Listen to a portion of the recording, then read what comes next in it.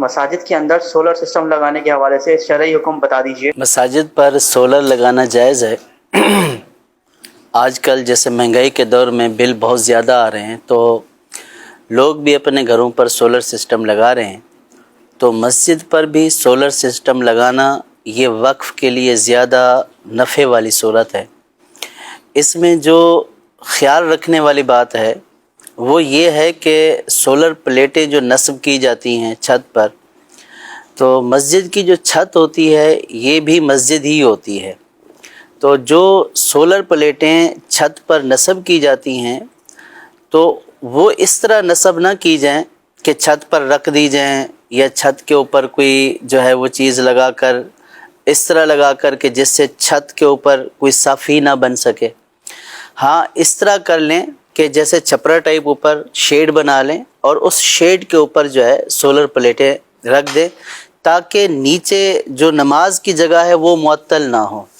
اگر اس کے اوپر صف بنانا چاہیں، نماز ادا کرنا چاہیں تو نماز ادا کر سکیں، کیونکہ مسجد کی چھت کو معطل کر دینا اس طرح کہ کوئی چیز سامان رکھ کر یا اس طرح کوئی چیز رکھ کر، یہ شرعاً ناجائز اور گناہ ہے۔ یہ گویا کہ عین مسجد کو معطل کرنا ہے، تو اس لیے جو ہے وہ شیڈ بنایا جائے، اور اس میں بھی جب شیڈ بنائیں تو جو پلر نصب کریں اس بات کا خیال رکھا جائے کہ اس سے صفیں نہ ٹوٹیں،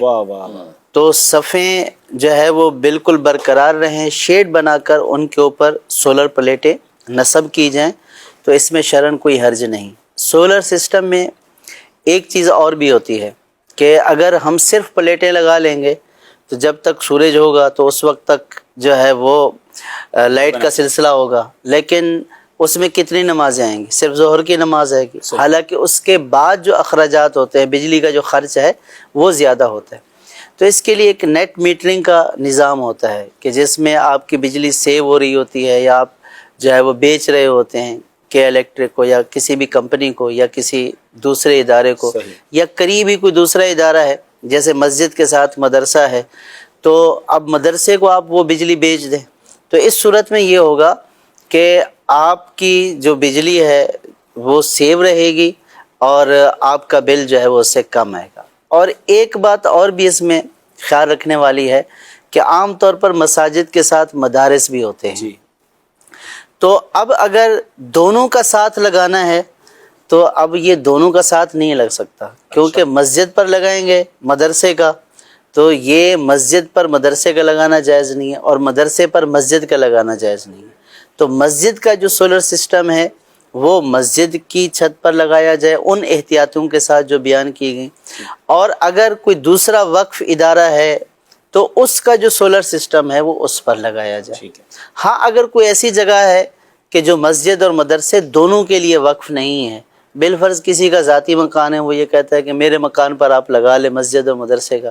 اور ایک ساتھ لگانا چاہتے ہیں تو اس میں کوئی حرج نہیں ہے کہ مسجد اور مدرسے کا ایک ساتھ اب یوں لگ سکتا ہے۔ اس میں استاد صاحب آپ نے فرمایا کہ ایسا معطل نہیں کر سکتے کہ وہاں جب صفیں نہ بن سکیں، نماز نہ ہو سکے۔ اب مسجد کی چھت ایسی ہے جہاں برسوں سے نماز پہلے ہی نہیں ہو رہی، تو اب بھی نہیں کر سکتے؟ نماز تو نہیں پڑھتے ہم مسجد کی چھت پہ نارملی؟ تب بھی مسجد کی چھت کو معطل کرنا، یعنی کیونکہ جس طرح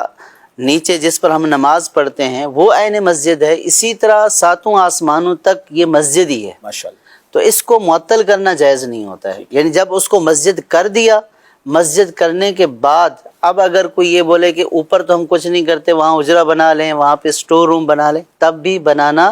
جائز نہیں ہے۔ اوپر والی چھت بھی اسی طرح مسجد ہے جیسے نیچے فرش مسجد ہے، تو اس لیے جس طرح فرش کو معطل کرنا جائز نہیں ہے، اسی طرح چھت کو بھی معطل کرنا جائز نہیں ہے۔